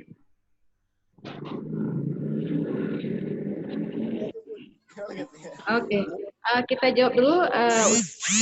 tadi ya, mungkin bisa dari Bapak Rahmat Pak, ini ada dari Risti Melani. Bagaimana cara mendorong partisipasi masyarakat sipil untuk menjadi tulang punggung demokrasi? Silakan Pak. Ya, Risti ya. Risti Melani Pak. Ya, sebenarnya ini salah satu program bagaimana cara kita mendorong ya generasi muda itu bisa berpartisipasi dalam berdemokrasi itu lebih baik ke depan. Air hangat, dua ya. Apa namanya, seperti kita sampaikan tadi, hal-hal yang masih kita anggap tidak betul atau masih banyak yang kurang, itu bisa kita tingkatkan ke depan melalui dorongan-dorongan dengan cara berdemokrasi yang melibatkan kalangan-kalangan muda tadi. Karena kan yang kita tuntut sekarang itu adalah kebenaran. Mengapa kita kurang percaya kepada orang-orang yang sudah menempati jabatan, baik itu jabatan presiden, wali kota misalnya, atau yang menduduki di legislatif. Karena tadi itu kepercayaan masyarakat itu menjadi pudar apabila banyak orang-orang yang kita percaya selama ini membuat pelanggaran. Maka ke depan untuk mendorong demokrasi ini lebih bagus, kita sebagai generasi muda terus mengawasi, terus berperan ya sesuai dengan kepentingan kita masing-masing ya, seperti itu. Jadi saya melihat demokrasi ini awalnya bagaimana suara rakyat itu bisa disalurkan ya. Itulah pemilu lah salah satunya, sehingga bisa menghasilkan pemimpin-pemimpin yang kita harapkan seperti itu. Jadi tidak seperti orde baru atau orde lama seperti dulu. Suara rakyat itu ya tidak dihargai. Maka setelah tahun 98 masuk ke era reformasi, kita mengharapkan ya negara kita ini lebih bagus. Maka itu perlu proses ya. Proses kita terus lebih meningkatkan ya kualitasnya sehingga demokrasi di Indonesia itu ke depan lebih meningkat seperti itu. Itu mungkin Bu Vera. Iya Pak, terima kasih Pak Rahmat. Ini ada 3 pertanyaan lagi. Mungkin pertanyaan Rahman bisa kita satukan dengan pertanyaan Romayana ya. Mungkin pada pemilu presiden kemarin banyak terjadi hal-hal kerusuhan, gitu kan? Apa kesalahan KPU mungkin seperti itu, Pak Rahmat? Apakah karena kesalahan KPU karena banyaknya perselisihan yang terjadi pada pemilu 2019 kemarin? Apakah ada peraturan KPU yang tentang pelanggaran jika ada yang terindikasi menyogok masyarakat untuk dipilih pada pemilu kemarin? Seperti mungkin pertanyaan Romayana, bagaimana cara kerja KPU? Petugas yang sudah dilantik tapi pada pemilu presiden kemarin banyak terjadi pelanggaran. Silakan siapa nih? Mungkin bisa Ibu Ratna dulu ya, jadi bisa ditambahkan sama Pak Rahmat. Silakan Ibu. Untuk pertanyaan ini sebenarnya saya nggak berani menjawab karena lebih kepada implementasi Pak ya, pelaksanaan di lapangan. Kalau saya kan yang tahu teorinya saja Pak. Mungkin lebih baik Pak Rahmat saja yang menjawab. Oke. Silakan Pak. Mungkin ini berdasarkan pengalaman ya Pak, pengalaman setelah 15 tahun berkiprah di KIP Kota Banda Aceh.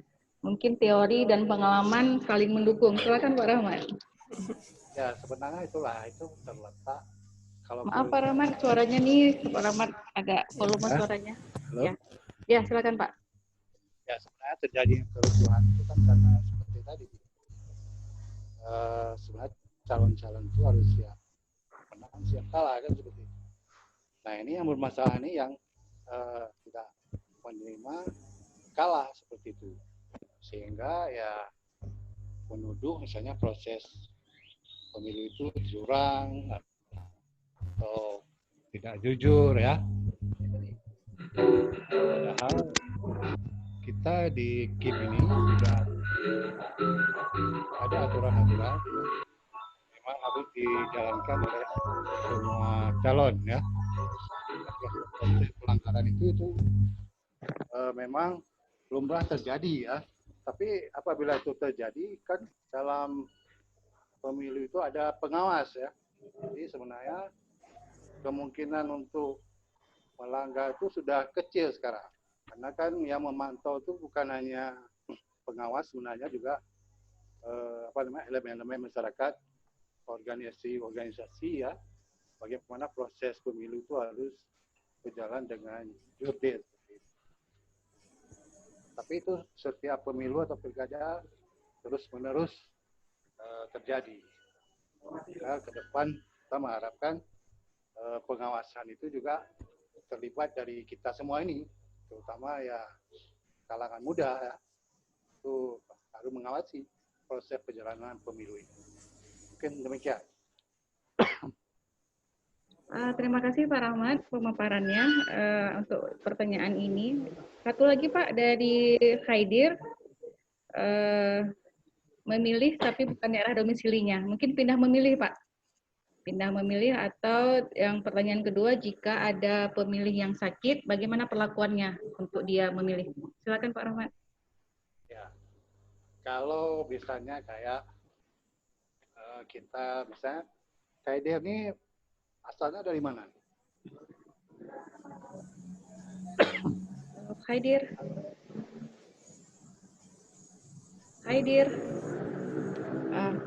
Mungkin ini Pak ya. Aceh besar Pak. Aceh besar Bang Pak. Khaidir Dekat, Aceh Pak. besar ya. Pindah memilih Pak. Ya Bu. Khaidir ada Aceh besar ya? Ya Bu, Aceh besar Bu. Ya, silakan Pak Rahmat. Ya, kalau bisa Khaidir itu kuliah di Banda Aceh ya,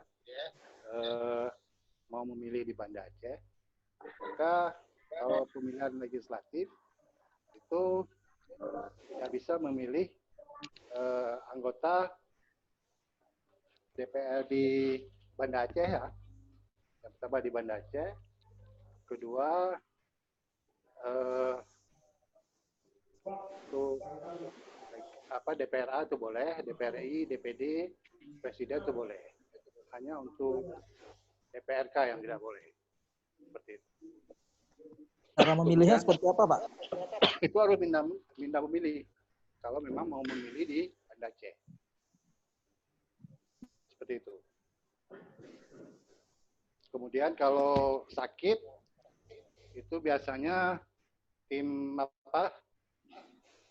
TPS ya, KPPS itu datang ke rumah. Tapi harus melapor terlebih dahulu. Seperti itu. Baik, terima kasih Pak Rahmat. Mungkin sedikit tambahan ya, Khaidir ya, mungkin bisa untuk mahasiswa yang ber-KTP bukan wilayah setempat atau bukan ber-KTP Kota Banda Aceh, bisa menggunakan formulir A5 mungkin ya Pak ya, formulir A5, pindah memilih untuk pada hari H mungkin tidak bisa pulang ke daerahnya untuk memilih gitu kan. Jadi bisa menggunakan form A5 yang kita melapor dan membawa form A5 itu ke TPS. Mungkin seperti itu ya Khaidir ya.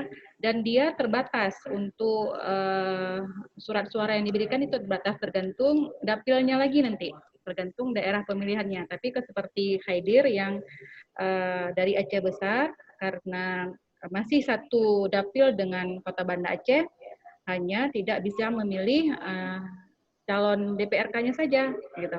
Tapi untuk DPRA, untuk DPD, untuk Presiden masih bisa memilih.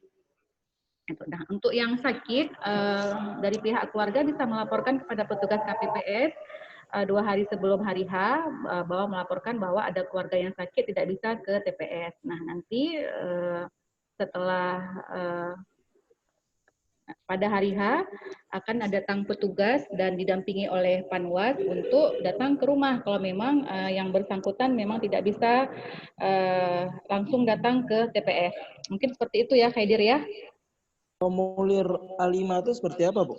Itu memang ada formulir A5. Mungkin pada pemilu 2019 kemarin itu cukup sangat besar ya peminatnya, karena pemilih yang tidak bisa pulang ke daerahnya untuk memilih. Jadi ada formulir seperti form A5 yang nanti akan tercantum nama, alamat, tempat, tanggal lahir, NIK, NKK, dan nanti di situ ada tertera terdaftar terutama itu dia harus terdaftar dulu di daerahnya gitu. Terdaftar di daerahnya, setelah itu dia melakukan pindah memilih dengan alasan-alasan tertentu. Tidak semua alasan yang bisa untuk melakukan pindah memilih gitu. Tapi untuk karena sedang melakukan pendidikan termasuk salah satu yang bisa menggunakan form A5. Jadi form A5 itu kita bawa ke TPS yang ada di Kota Banda Aceh. Jadi nanti kita diberikan surat suara di situ.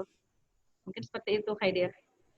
Jadi suaranya itu tidak akan hilang. Suaranya tidak akan hilang walaupun dimanapun kita berada dengan KTP yang kita punya.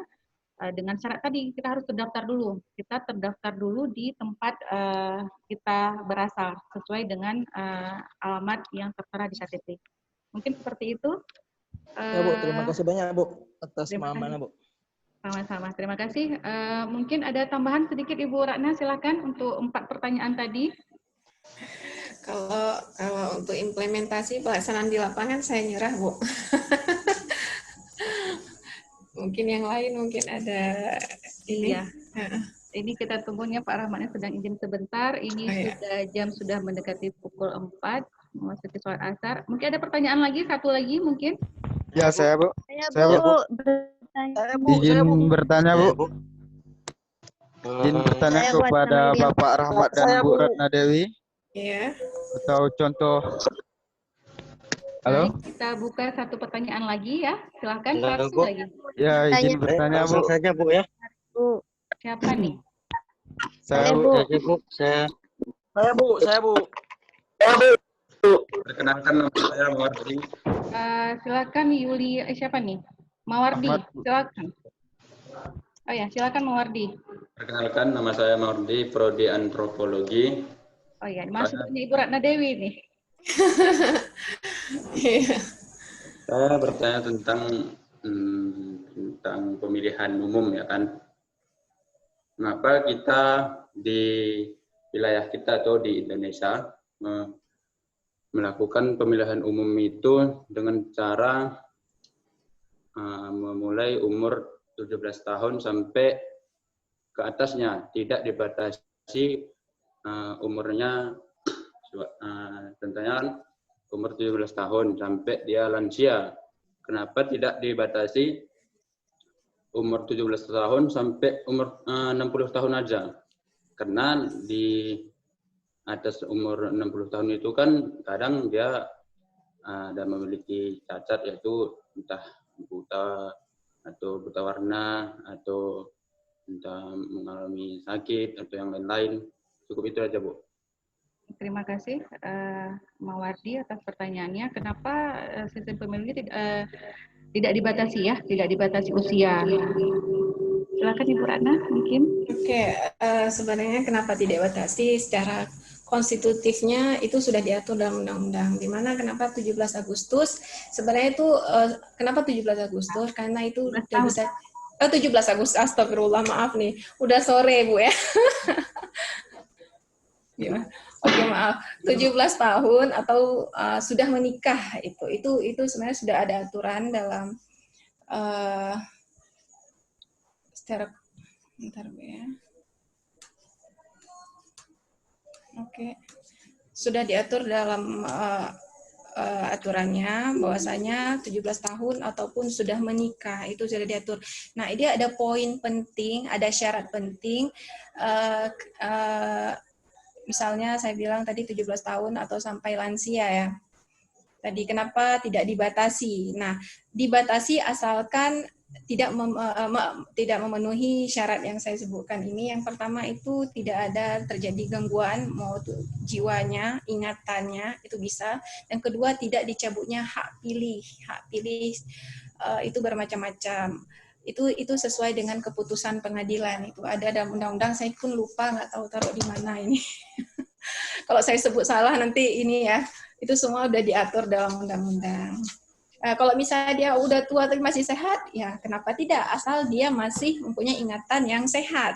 Nah, seperti itu. Dan mempunyai hak pilih yang masih melekat pada diri dia. Oke, seperti itu. Maaf, ini udah sore nih, agak sedikit. Iya, kami dari pihak KIP Kota Banda Aceh juga memohon maaf kepada teman-teman mahasiswa, terutama kepada Ibu Ratna Dewi. Kebetulan mungkin pada ruah Bapak Rahmat Fadlinya tiba-tiba sakit. Masya Allah. Tiba-tiba sakit, jadi harus meninggalkan forum. Kami minta maaf ya. Mungkin kita padain pada hari ini untuk materi kita yang hari ini.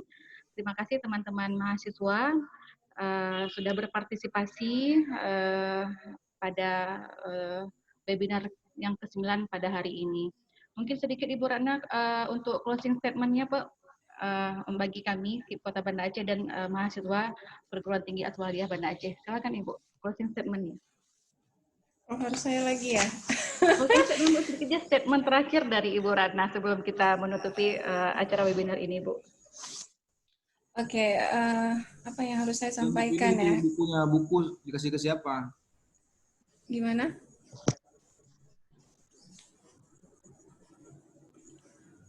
Oke. Kita berharap untuk... Itu kan ada merchandise-nya, sekalian dipilih. Oh iya, selamat sore ini. Ini ada Bapak Indra, Bu. Bapak Indra Nurwadi, Ketua KIP Kota Banda Aceh. Oh iya, Pak. Selamat sore, Pak. Jadi bisa digantikan nih. Ini udah sore. Boleh, Pak. Mungkin closing statement-nya Ibu dari Ibu Ratna. Yesus salat, Bu ya. Kok nggak ada ini ya? Oke, Ibu Ratna. Halo. Iya, Ibu masih bisa terdengar? Iya.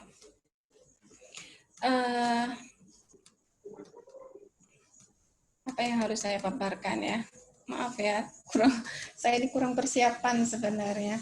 Untuk pemilu ke depan kita berharap semoga lancar, karena apapun itu banyak case-case yang terjadi di lapangan seperti para mahasiswa bertanya tadi ya kan.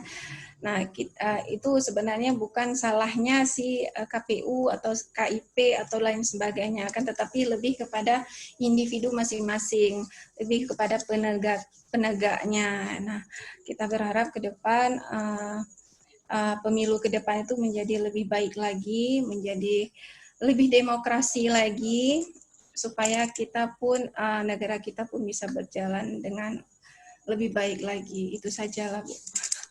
Terima kasih Ibu Ratna, closing statement-nya. Mungkin Pak Indra ada tambahan Pak untuk closing statement-nya? Karena ini sepertinya Ibu Ratna ada kegiatan lain nih Bu.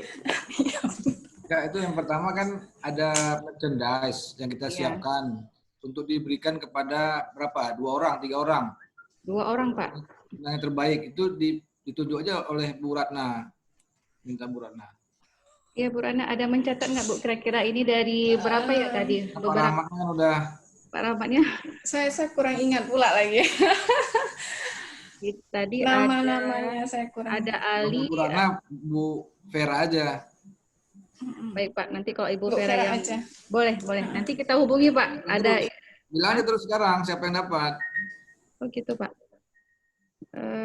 Mungkin ada. Tadi ada 7 orang penanya. Mungkin pertanyaan yang ini dari Khaidir Pak, dari Khaidir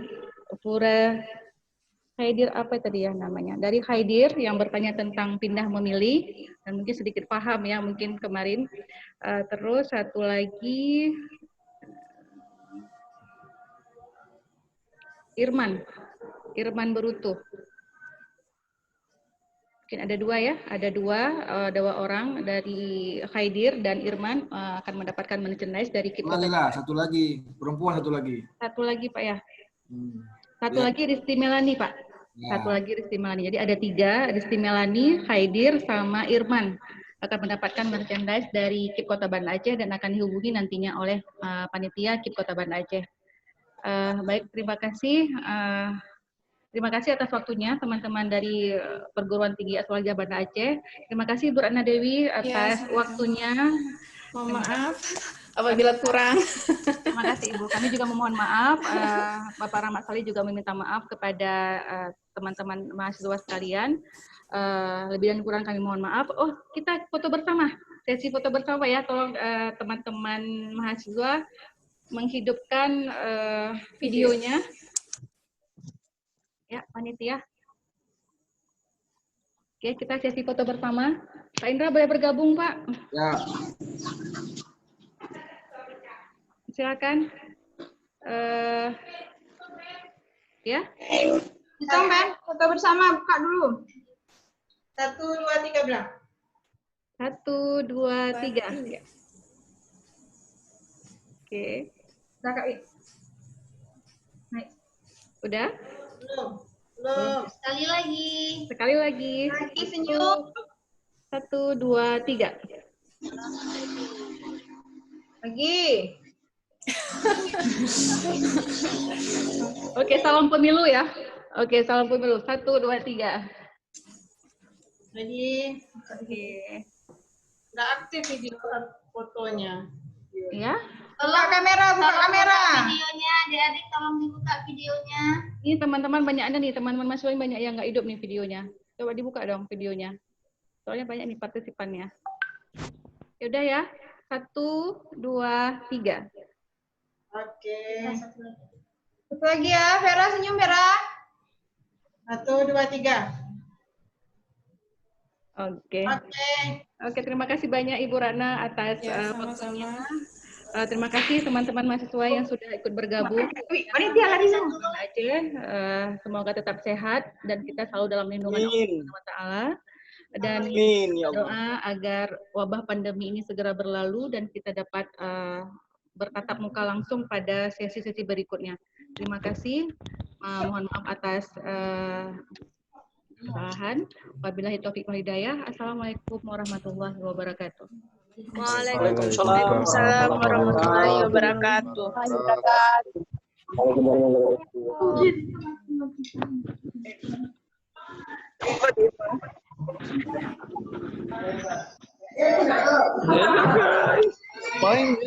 Hello guys. Halo guys, ngapain guys? Ngapain lagi kita guys?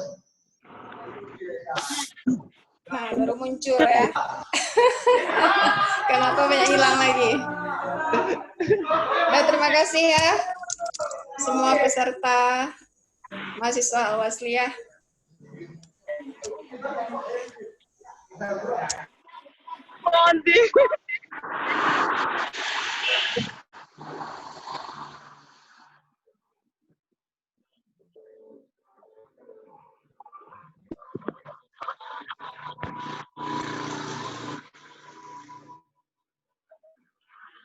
Ish.